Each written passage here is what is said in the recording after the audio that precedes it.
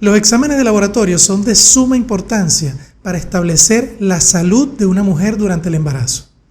Y por supuesto, esto nos va a permitir ir evaluando las características de esta mujer y los cambios fisiológicos durante el embarazo para que si existe algún problema podamos intervenir. Pero existe una limitante muy importante a la hora de interpretar los laboratorios.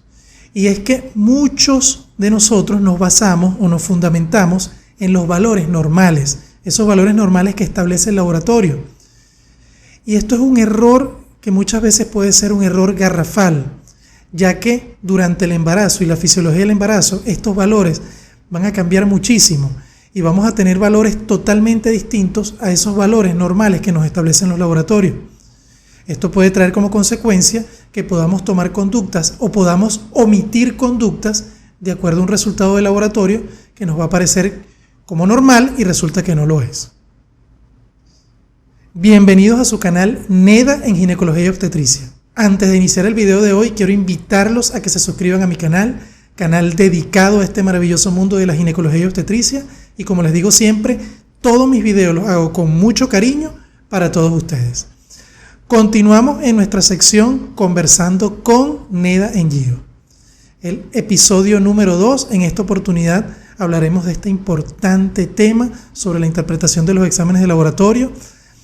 Exámenes como la creatinina, como la glicemia, entre otros, y un examen muy importante que son los triglicéridos, y vamos a hablar sobre todo hacia el final del video sobre los triglicéridos. Les invito a quedarse hasta el final para que interpreten, adquieran esta información que va a ser de mucha utilidad para todos ustedes. Adelante el video, que lo disfruten.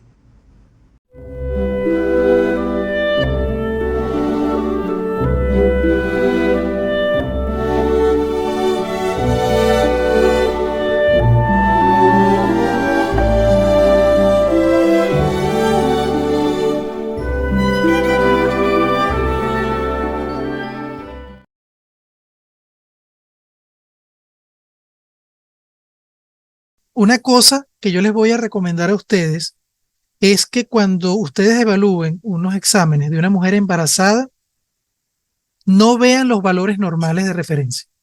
O sea, no evalúen a una paciente embarazada en función de los valores normales que aparecen allí. ¿Por qué? Porque los valores varían en la mujer embarazada, lo que es normal y lo que no lo es, en función de la propia fisiología del embarazo. Por ejemplo, les voy a poner un ejemplo que es muy importante.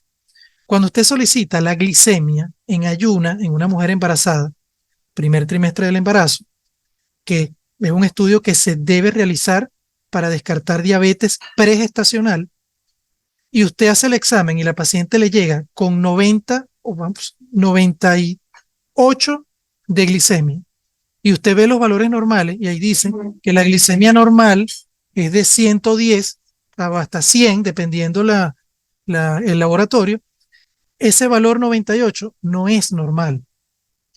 La Organización Mundial de la Salud establece que un valor en ayuna de una mujer embarazada de 92 o más, hay que hacer pruebas para descartar diabetes pregestacional. Ya ese es un valor que se considera elevado. Y si la paciente no tiene diabetes pregestacional, esa paciente es de riesgo para hacer diabetes gestacional.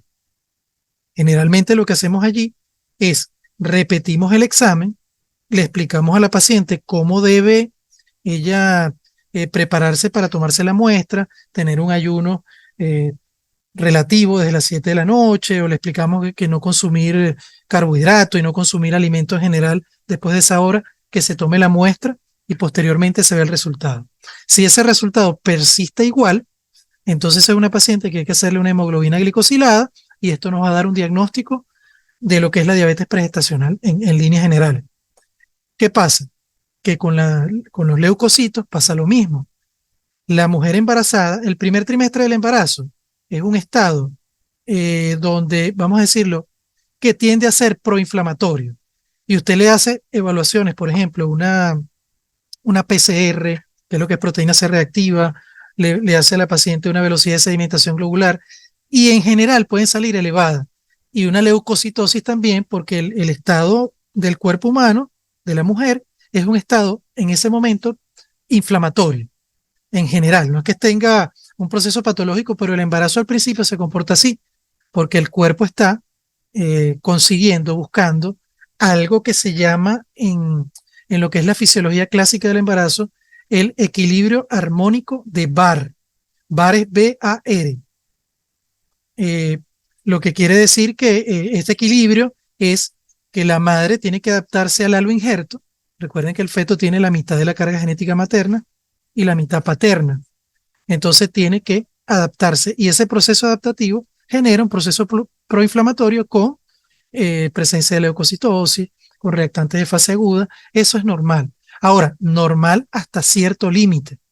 El primer trimestre del embarazo solemos ver valores entre 11, 12.000, es lo que solemos ver, pero ya valores por encima, cercanos a 15.000, ya eso sería patológico y hay que descartar alguna infección pues, que probablemente pueda tener la paciente. Entonces, en ese caso, esos valores alrededor de 11, 12 tienden a ser normales en esa paciente. Ahora, es muy importante lo que tú dijiste, que usted le descarta, o sea, si usted tiene una paciente con leucocitosis, usted lo descarta infección urinaria, evalúa, para eso es la evaluación, y establecer un foco infeccioso. Si no lo hay y tiene 11.500, 12.000 blancos, usted se queda tranquilo que esa paciente no tiene ningún problema. Y si tiene algún foco infeccioso, usted lo trata. Pero olvídense de esos valores normales en la mujer embarazada, de esos exámenes de laboratorio, porque no lo son. Otro ejemplo clásico es la creatinina y en general la química sanguínea. Como la paciente, y sobre todo en la medida que aumenta el embarazo, hay una hemodilución fisiológica, todos los valores de la química sanguínea disminuyen, o sea, los normales que uno los vea por debajo. Por ejemplo, solemos ver valores de creatinina de 0,4, 0,3. ¿Ves? ¿Qué pasa? Que así como disminuye el valor inferior, también disminuye el superior. Y ya tenemos que valores de creatinina por encima de 0,9 son patológicos. Y el valor normal en un examen de laboratorio, de esos laboratorios, dice valor normal 1,4, hasta 1,4. Una paciente con 1,4 de creatinina embarazada ya está prácticamente en insuficiencia renal. Entonces, debemos quitarnos de la cabeza el estar observando los valores de referencia porque nos pueden hacer cometer errores. Y errores importantes, por ejemplo, con la glicemia, con la creatinina, con la química general, puede traernos problemas. Igual que el ácido úrico, por ejemplo, un ácido úrico que esté por encima de 4, ya es un ácido úrico que está alto en una mujer embarazada. No podemos manejarnos con ese 6 que aparece en los valores normales. Entonces, bueno, eso deben tomarlo en cuenta a la hora de evaluar esos exámenes. Y con respecto a eso es un error. O sea, particularmente yo considero que mandarle a hacer el examen a una paciente antes de evaluarla es un error, porque esa paciente en alguna condición tiene el examen, se lo ve otro, se va, no, esto está bien, y entonces se descuida. Muchas no van al médico. Lo ideal aquí es que usted evalúe exhaustivamente y solicite los exámenes, no que le traigan ya unos exámenes, porque eso puede condicionar mucho la evaluación. Usted ve todo normal y usted se condiciona a la evaluación. Una paciente que usted ve pálida, entonces usted ve una hemoglobina en 10,5 y la condición dice, no, hombre, está bien, no hay problema. Y resulta que la paciente puede ser una paciente que más adelante te haga una anemia. Entonces, como que te condiciona a que como los exámenes están bien, entonces no haces una evaluación exhaustiva como debe ser. Por eso es que yo particularmente pienso que esa práctica de solicitar antes el examen, antes de evaluarla, no es la mejor opción. No es la mejor opción. ¿Tienes alguna pregunta? Bueno, no sé si me estoy adelantando, pero sí tengo Bueno, otra pregunta. sí, dígame. Este, bueno, esa parte de que los pacientes llegan con el examen, casi, yo creo que en varios ambulatorios lo hacen así. Es como que Sí, la vieja escuela de enfermería de siempre, si no, casi que no nos las pasan. sí, sí, entiendo. Este, yo le iba a preguntar también, Ujú, como ya que estamos hablando de esa parte de los triglicéridos, ujú, yo he leído que tienden a aumentarse en el embarazo levemente y también, o sea, como le digo, estamos viendo bastante control prenatal, si lo veo elevado levemente, no me preocupa porque he leído que sí está dentro de los límites normales. Y también en una guía que estuve leyendo, ujú, entre los suplementos que pueden darse para las embarazadas, pues ujú. dependiendo de si lo necesitan o no, vi que salía el omega 3 y no sé en qué condiciones eso estaría recomendado o no, Ok, o si se relaciona con alguna elevación de los triglicéridos. claro. Bueno, ve lo siguiente. Los triglicéridos no tendrían por qué aumentar en el embarazo. Los triglicéridos.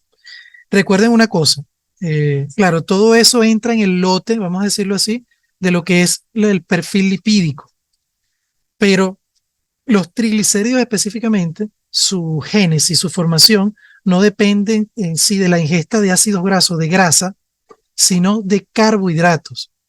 Los triglicéridos aumentan en función a la cantidad de carbohidratos que consume el individuo, no de las grasas y no del medio interno. ¿Por qué te digo esto? La mujer embarazada se incrementan los niveles de las hormonas del embarazo de una manera exponencial y eso hace, por supuesto, y recuerden que la matriz, tanto de estrógeno como progesterona, es colesterol. Y el principal aporte del colesterol que va a formar estas hormonas viene de la dieta, que entran luego a la célula, pasan a la mitocondria y se hace lo que es el ciclo de lo que es la formación de la esteroidogénesis. Pero ¿qué pasa? Los triglicéridos no participan aquí. O sea, los triglicéridos no tendrían por qué aumentar porque aumentan las hormonas del embarazo, porque los triglicéridos no tienen nada que ver. Los triglicéridos son la forma como se van, como se maneja el exceso de carbohidratos en el cuerpo humano. Entonces, un nivel óptimo de, de triglicéridos debería estar entre 100 y 150. Ese es un nivel, bueno, no vamos a decir óptimo, vamos a decirlo un nivel no patológico, vamos a decirlo así. Ahora, el nivel óptimo debería ser una mujer, un individuo, el nivel óptimo debería ser menos de 100, 80 a 100. Eso sería un nivel óptimo. Pero ¿de qué depende eso? De la alimentación. Porque y eso lo interrogas tú también y te das cuenta que la mujer tiene una dieta rica en carbohidratos, esa es una persona que va a tener los triglicéridos altos. ¿Ok? Entonces, ahora, vamos a decir, qué parámetro sí aumenta un poco el colesterol?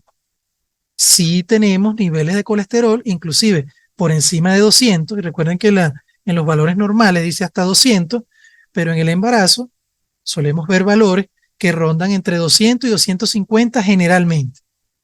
Entonces, esto nos indica que la paciente tiene circulante y se está metabolizando continuamente las hormonas del embarazo que están bastante elevadas durante el embarazo, pues como tal.